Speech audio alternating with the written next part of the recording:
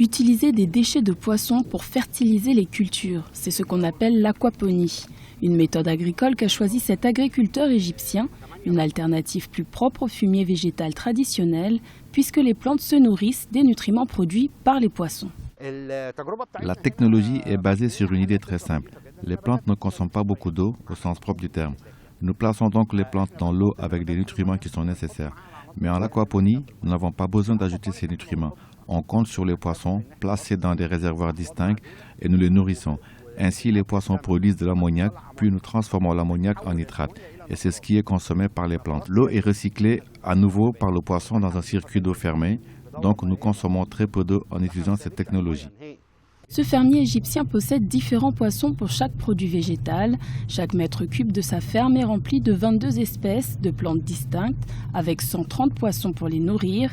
Une technologie de culture qui permettrait l'autonomie et l'indépendance alimentaire des familles et des collectivités, mais aussi une économie de la consommation d'eau. Je consomme entre 8 et 14 mètres cubes d'eau par mois par rapport à l'agriculture traditionnelle. Dans un fédant qui compte environ 4000 mètres carrés, 18 000 plantes de laitue utilisent 60 mètres cubes d'eau tous les 3 jours.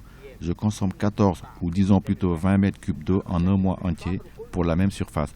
Lorsque vous comparez, vous constaterez que j'ai économisé 95% de l'utilisation de l'eau par rapport à l'agriculture traditionnelle.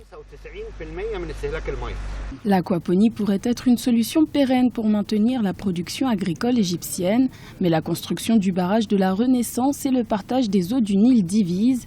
Le gouvernement égyptien craint que le plan hydraulique limite l'utilisation des eaux dans les années à venir, des eaux qui descendent des hautes terres de l'Éthiopie et qui traversent les déserts du Soudan pour venir irriguer ses champs.